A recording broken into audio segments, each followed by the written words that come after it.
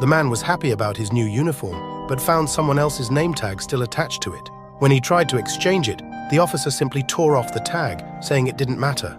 He didn't notice the pile of name tags under the table.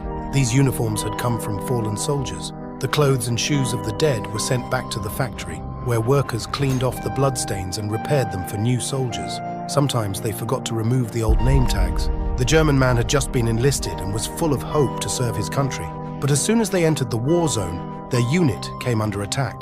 The recruits barely made it to the trench, where they were immediately ordered to use their helmets to bail out water.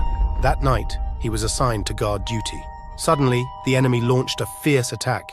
He could only take shelter in a bunker. There he crouched, trembling, regretting his decision to go to war.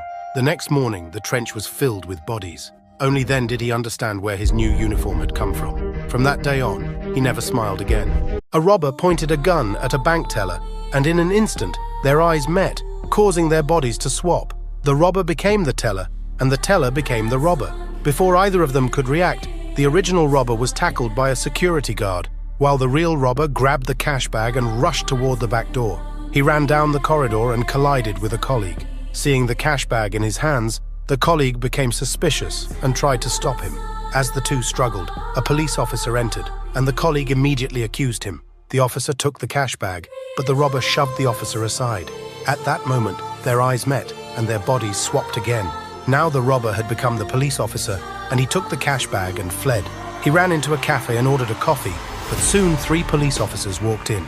In a panic, he threw the cash bag onto the counter and grabbed a barista. Their eyes met once more and their bodies swapped again. A boy wanted to create a movie with realistic special effects. First, he dug a hole in the ground and placed a wooden board in the middle. He aimed to create an explosion effect when the board was lifted. Then he buried firecrackers to simulate the sound of machine gun fire. He also filled balloons with red paint for actors to pop when they were shot, making the war scene more authentic. Still not satisfied, the boy told the actor playing the soldier that he was the sole survivor of the war and that his fallen comrades were like family members who had died because of his orders. This emotional context set up the stage for the final scene. When the actor stepped onto the battlefield, he felt the weight of the story and tears began streaming down his face. When the boy yelled, "Cut!" Zrenia, everyone else stood up. But this actor kept walking forward, still immersed in the moment.